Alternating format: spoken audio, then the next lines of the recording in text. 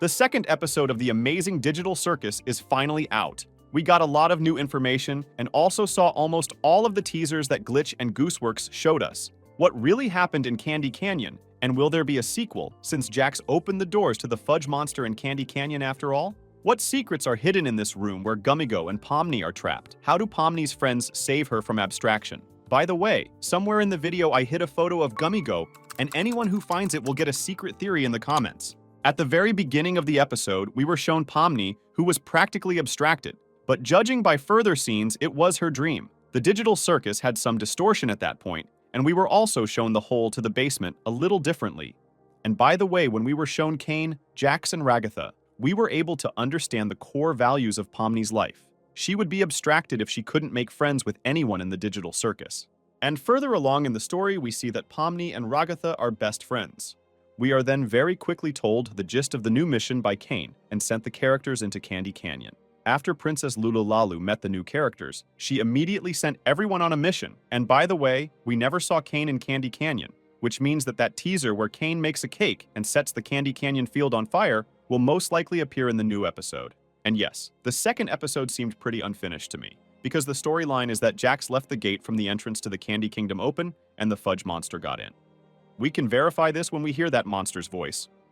I think the character's next mission will most likely be to deal with the Fudge Monster, or we won't see Candy Canyon again. But another interesting fact is that the Fudge Monster can revive itself, because at the moment when the truck hit it, it should have died, but it was able to revive itself. Which begs the question, how many more times are we going to see Candy Canyon? At the end of the second episode, we learn another very important detail, and that is that we now know that Kane can reuse NPCs. This is what Ragatha told us, so we might see Gummigo again. But judging by Pomni's condition, she was really sad when Kane did take out Gummigo. By the way, right there in this room, when Gummigo was telling his story, I actually thought he wasn't actually an NPC at all, but a human. But now we've seen that Kane can spell out really good characterization for new characters. And if we go back to Pomni herself, she really needs friends. In fact, in the very last scene, when the characters say goodbye to the abstracted Kaufmo, it was Gangle, Zubul, and Ragatha who pulled her out of the basement in Pomni's mind. One of the most interesting moments in general is the ending, because as we know from the first episode, Kane usually sets a big table for the characters. But there was none here, and this, I think, is a direct hint that the most important task that the main characters need to do has not been done yet. But that's something I don't think we'll find out for a while yet. The third episode of Digital Circus will most likely be released sometime in the fall, so it's hard to predict the main plot yet. But I think the writers will be doing a lot of posts about the second episode now in the near future, and that's where they'll be highlighting the key points. I'd like to go into more detail about all the crocodile scenes, as well as this secret room. Kane and Princess Lulalalu have stated to the main characters that the main villains in the adventure will be bandit crocodiles. The crocodiles had stolen a major resource from the Candy Canyon Kingdom. As soon as the heroes arrived at Candy Canyon, Princess Lulalalu gave them the key to the Candy Kingdom's gate and told them not to give it to anyone else so that important resources wouldn't fall into the wrong hands. She also provided the heroes with the very same truck so they could go in pursuit of the tanker of bandits. Afterward, we are shown a scene where we see all three crocodiles, Gummigo, Max, and Chad. From their dialogues, we can pick up a lot of interesting details. They were sent on a mission by Gummigo's mom. According to him, she was a warrior and taught him everything he knows. Chad also mentions for a second why the crocodiles need to steal so much maple syrup from the kingdom. They need to get a tanker of syrup to the crocodile village. According to him, the syrup could save a huge number of lives. But the conversation is interrupted by Gummigo. He notices that the heroes are driving his truck behind them. Then he tells Max and Chad to get in the truck too. The main character's truck goes faster, but the crocodiles decide to get away from the heroes by using a winding rocky road. Gummigo suggests turning closer to the cliff. Pomni tries to climb onto the crocodile's truck, but as the distance increases, her arms are stretched between the two trucks. Jax suggests that Pomni stay in the same position so that he can walk across it and get on board with the bandits' weapons.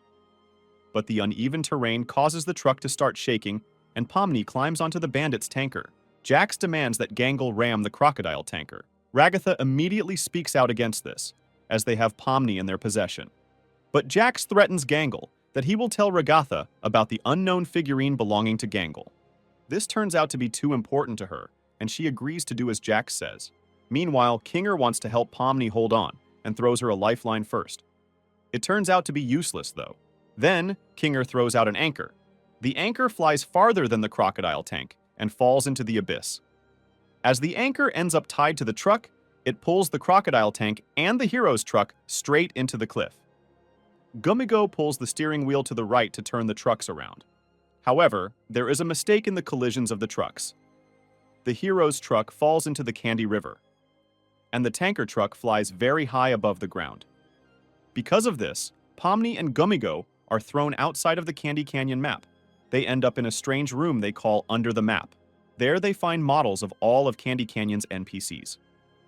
Gamagu realizes that they are all fake. He realizes that he can't remember any of the other crocodiles, no one from his village. He can't remember his mother's face. That's because Kane hasn't made new NPCs yet, but the characters already made have been endowed with memories. Pomni talks to him and realizes that they are all in a similar situation. They are all hostages of the digital circus. Pomni befriends Gumigo. They decide to escape together from the room under the Candy Canyon map. Pomni figures out how to use the truck collision bug. Thus, she and Gumigo fly back to Candy Canyon together. Meanwhile, the rest of the heroes hit the river and meet Fudge there. He tells them that he was banished from the kingdom for devouring anything made of candy.